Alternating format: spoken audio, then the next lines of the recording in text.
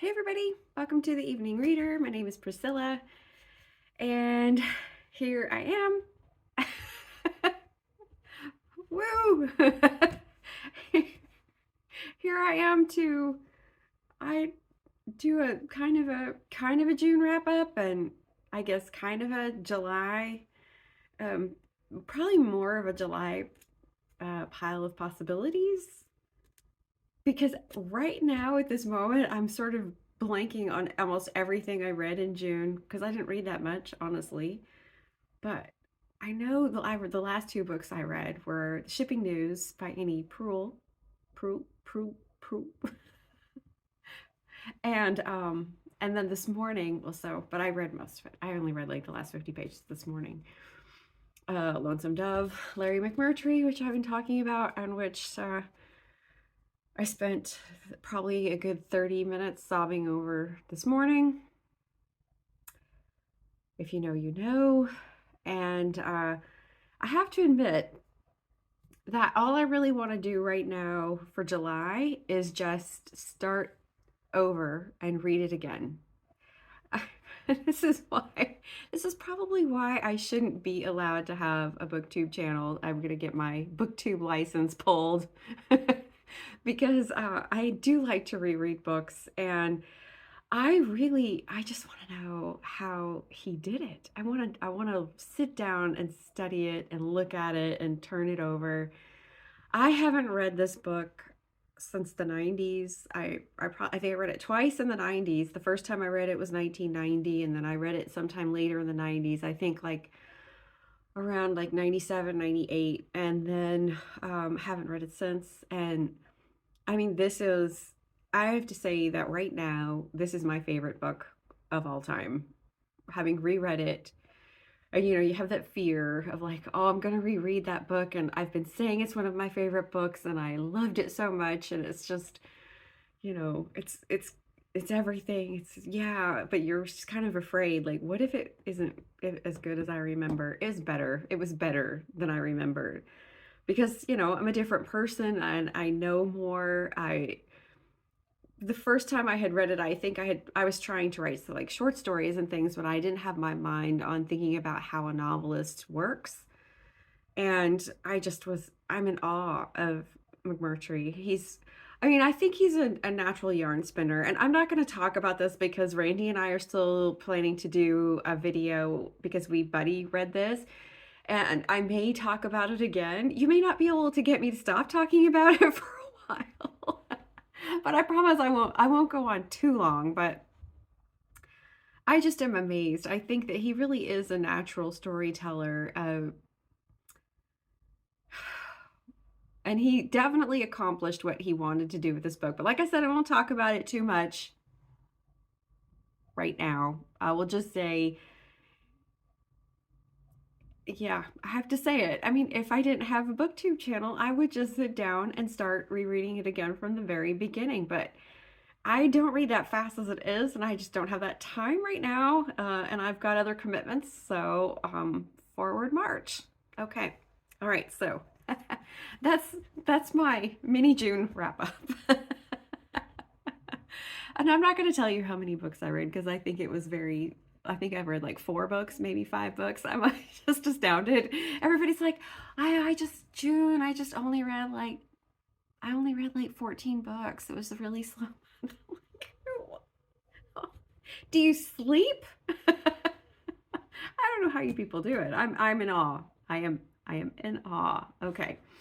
So, but I am not a TBR person, but here I am that right now I have what we'll call a pile of possibilities, but some of these are definitely more locked in than not locked in. So for July and for August. So okay, let's just see what's on the list. So first up, is a buddy read I'm doing with my friend Shala, who she lives in Georgia, in the United States, near Atlanta, and we are reading a book called Boy's Life by Robert McCammon, and I will read you.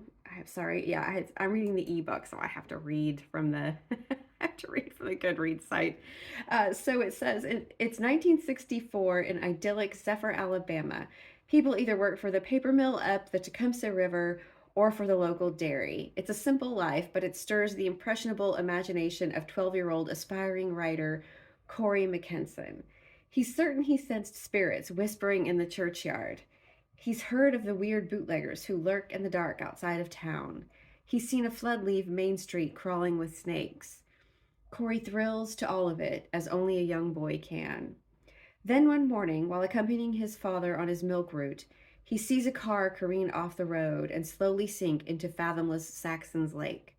His father dives into the icy water to rescue the driver and finds a beaten corpse, naked and handcuffed to the steering wheel, a copper wire tightened around the stranger's neck. In time, the townsfolk seem to forget all about the unsolved murder, but Corey and his father can't. Their search for the truth is a journey into a world where innocence and evil collide.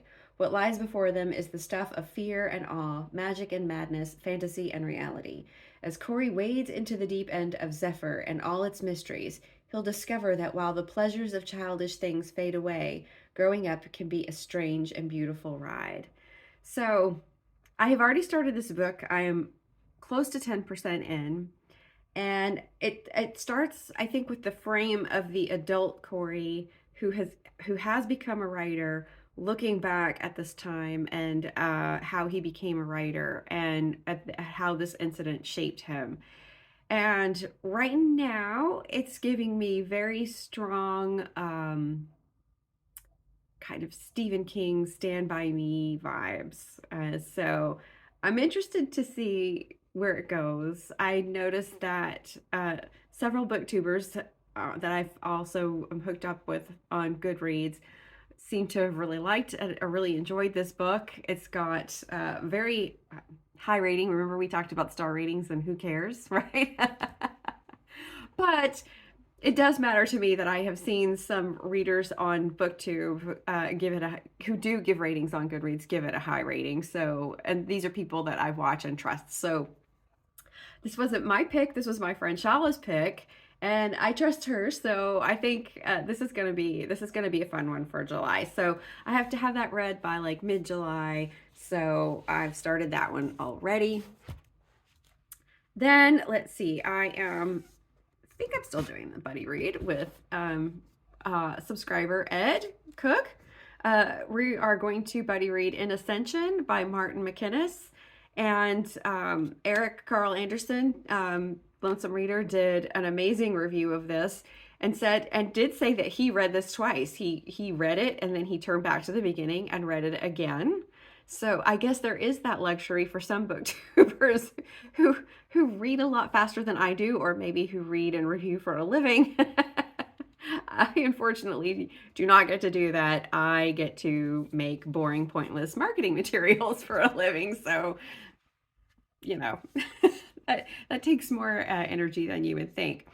So this says, Lee grew up in Rotterdam, drawn to the waterfront as an escape from her unhappy home life and volatile father. Enchanted by the undersea world of her childhood, she excels in marine biology, traveling the globe to study ancient organisms. When a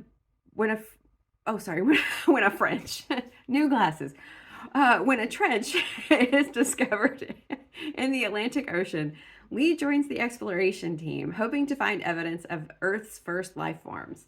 What she instead finds calls into question everything we know about our own beginnings. Her discovery leads Lee to the Mojave Desert and an ambitious new space agency. Drawn deeper into the agency's work, she learns that the Atlantic Trench is only one of several related phenomena from across the world, each piece linking up to suggest a pattern beyond human understanding. Lee knows that to continue working with the agency will mean leaving behind her declining mother and her younger sister, and faces an impossible choice: to remain with her family or to embark on a journey across the breadth of the cosmos. Exploring the natural world with the wonder and reverence we usually reserve for the stars, In Ascension is a compassionate, deeply inquisitive epic that reaches outward to confront the greatest questions of existence, looks inward to illuminate the smallest details of the human heart and shows how, no matter how far away we might be and how much hope we have lost, we will always attempt to return to the people and places we call home. So I think this sounds pretty good, and I was impressed. And I really like this cover, which is just a woman in swimming in what looks sort of like the ocean, which is an absolutely terrifying prospect, but still makes a beautiful book cover. So I just, I really enjoy any kind of book about scientific discovery, and it looks like a chunkster, but it is, it's not dense. Like you can see the pages are not packed and they're not dense. So it's a big book, but it looks like it's going to be a pretty, it sounds like it'll be a pretty quick read. So it's about a little over 500 pages, but looking forward to getting to this. So that's my second buddy read. So those are my 2 buddy reads for July. And then I have, okay, so I've picked out 2 fun reads. Tomorrow, my husband and I are going down to the south of the Netherlands, to Limburg, to near a town called Valkenburg, to just stay overnight for a couple of nights and do some hiking and maybe just do some touristy type things. I think that's going to be fun. But it's about probably like it can be a 3 to 4 hour train journey, just because they're working on the tracks, and so we have to switch trains and things. But I've got 2 books for that trip, and 1 book I've already started, and that is Book Lovers by Emily Henry. I picked this up just to for a fun thing to read on the train, and just to sort of have a little light read, a little rom-com. I'm just very curious. I started reading, I hadn't read rom-coms in a long time, and last summer I started reading, first I had COVID, and I just wanted something easy to read and something that would just sort of lift my spirits or make me laugh. And so I had seen this book by Katherine Center, or I had seen someone talking about the author Katherine Center, and so I went on Amazon and I bought one of her books that was just on sale. I think it was called Get Lucky, and it was it was like 99 cents or $1.99, and I enjoyed it. The premise was a little silly, but I really liked her writing, and so I actually ended up reading, I think, another 3 of her books over the summer and the autumn. And everybody's raving about Emily Henry these days. So Book Lovers, I decided to pick it up. And I've about 15% of the way in. And I'm enjoying it. I don't know. It's tough for me I'm like, everything feels like a trope. It's like, well, that's a trope and that's a trope. And I know that she knows that. I mean, I know Emily Henry knows that she's employing these tropes. And I'm also not, I sometimes just feel like you could just elevate the writing just a little bit. It doesn't have to be, I'm not asking for literary fiction, but take it up a little notch. I will say that I also read a Jennifer Weiner book last summer. I think it was called, see, that doesn't make it sound very good. The Big Summer or something like that. I'll put yeah. Anyway, I really did enjoy it, but I thought that her writing was quite good. I thought that I think she was a level ahead, definitely, of what I'm seeing of Emily Henry. I mean, I'm not seeing egregious errors or anything, but I think she has mentioned that the protagonist has mentioned that her sister has a lemon lavender smell like 3 different times now, and I'm like, okay, we get it. She smells like a lemon lavender. Okay, enough. I don't know. See, I'm really picky. I'm a picky picker. So, but I am enjoying the premise. I'm trying to let myself relax and enjoy it. Doesn't sound like I'm doing that, does it? But I really am. So I think it'll be pretty good. The other one that I have, I'm gonna put this over here so I'm not totally twisted. The other one that I picked up, and that was on sale for $1.99 on Kindle.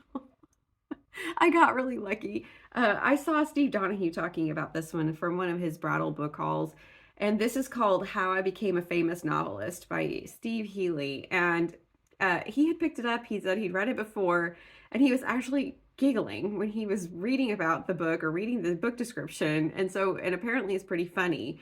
And so I'm totally in the mood for something funny and lighthearted. And this sounded really good. So here's the description. It says, what Pete Tarslaw wants is simple enough, a realistic amount of fame that will open new avenues of sexual opportunity, the kind of financial comfort that will allow him to spend his life pursuing hobbies such as boating or skeet shooting at his stately home by the ocean or a scenic lake, and perhaps most importantly, the chance to humiliate his ex-girlfriend at her wedding. This is the story of how he succeeds in getting it all and what it costs him in the end. Narrated by an unlikely literary legend, How I Became a Famous Novelist pinballs from the post-college slums of Boston to the fear-drenched halls of Manhattan's publishing houses, from the gloomy purity of Montana's foremost writing workshop to the hedonistic hotel bars of the Sunset Strip.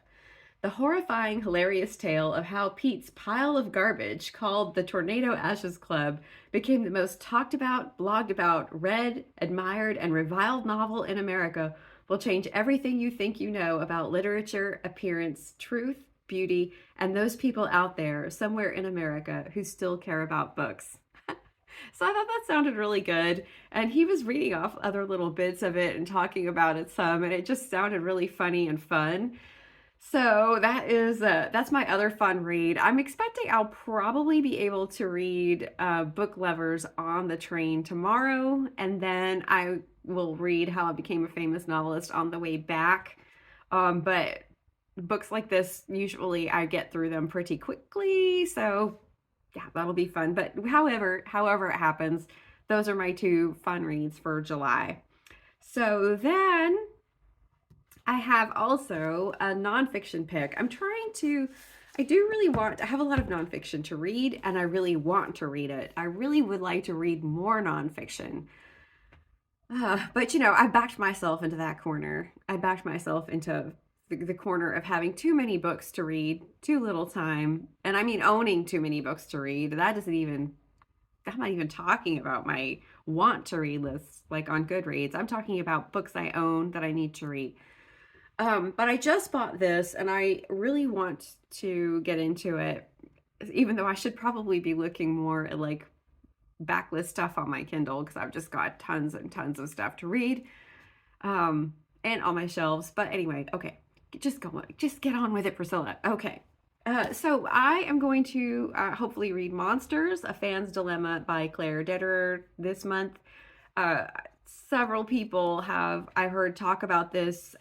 Sonia at An Enthusiastic Reader said that it was great. Sarah at Hardcover Hearts said that it was really, really good and worth reading. And it says, what do we do with the art of monstrous men? Can we love the work of Roman Polanski and Michael Jackson, Hemingway and Picasso? Should we love it? Does genius deserve special dispensation? What makes women artists monstrous? And what should we do with beauty and with our unruly feelings about it? Claire Dederer explores these questions and our relationships with the artists whose behavior disrupts our ability to understand the work on its own terms. She interrogates her own responses and behavior, and she pushes the fan and the reader to do the same. Morally wise, deeply considered, and sharply written, Monsters gets to the heart of one of our most pressing conversations. And I am really interested in this because, here goes the subscriber count probably, but I've been a lifelong Woody Allen fan, and I grapple with movies that I have loved for so much of my life that are really wonderful films that are not just his. The actors who worked on his films, who put in these performances, the set designers, the editors, the sound people, loving a film is, it's different than, I think with a book, you can say, well, I did love that book, but I can never pick up that author again. A film is a different kind of experience. And I know she's going to talk about Roman Polanski, and I think she's going to talk about Woody Allen. But I'm interested to see what she thinks. I'm interested to see what she says. Because I wish that I could tell you that I haven't watched a Woody Allen film since anything or all of this, and it wouldn't be the truth. Like, I still love Midnight in Paris. I still think that it's a wonderful movie. It's still, I laugh at the jokes, and I think that Owen Wilson and Rachel McAdams are great. I think, the whole concept of the movie is delightful. The cinematography and the shots of Paris are just amazing. And then so you think, well, when it's monsters, who is the monster? Am I also then a monster? I don't know. It's a it's an interesting question, and I'm curious to see what she has to say about it. And I don't know that there are easy answers to these questions in some cases. I yeah, okay. So we'll talk about that a little bit more at the end of the video, because I'll bring that up again. Okay. So, well, moving on. I've got a couple of wild cards on my list. I got a couple of wild cards because there are 2 events this month, and I said I wasn't going to do any event reading, but I have books on my shelf that fit the event. I don't have to go out and buy the books, and I'm trying to read books I own. And of course, I already now have talked about 5 books, and that's about my average for a month, any given month. And I don't think anything, though, is very heavy.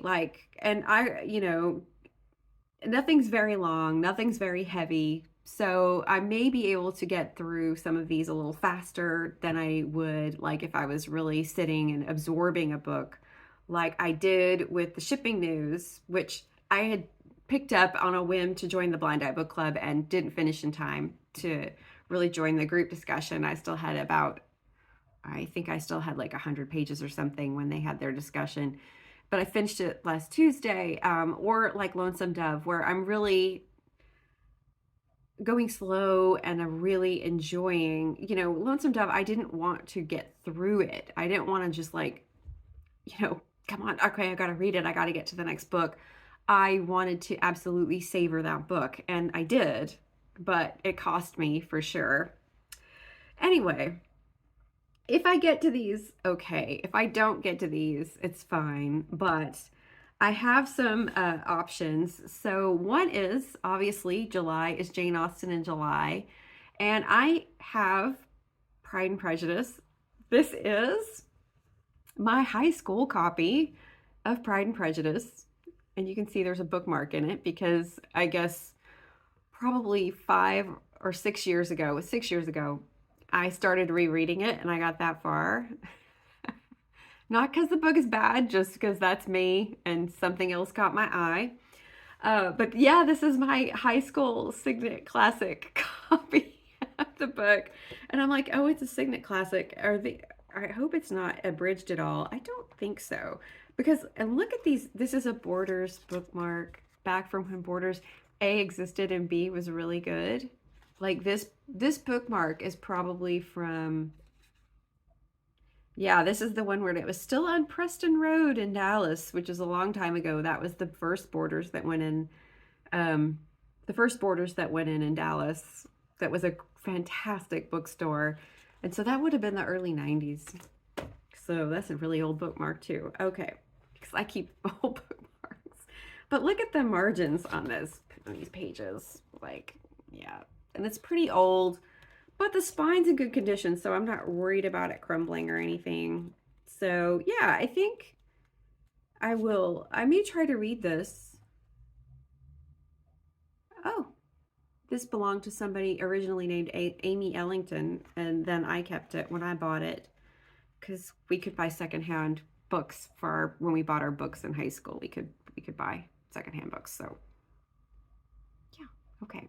So I'm going to read Pride and Prejudice for Jane Austen in July. I was going to try to read Persuasion because I know that's Angelia's favorite. And she said I must read it, but I'm going to wait on that one. just because I don't have a copy of it yet, and I'm trying to get through copies of things I own. So there's also another two wild cards. That there are two possibilities. I won't read both of them. I'll maybe one or the other, because there is also July at War, and I've got many war titles. Like I have many, well, not many, but I have a lot.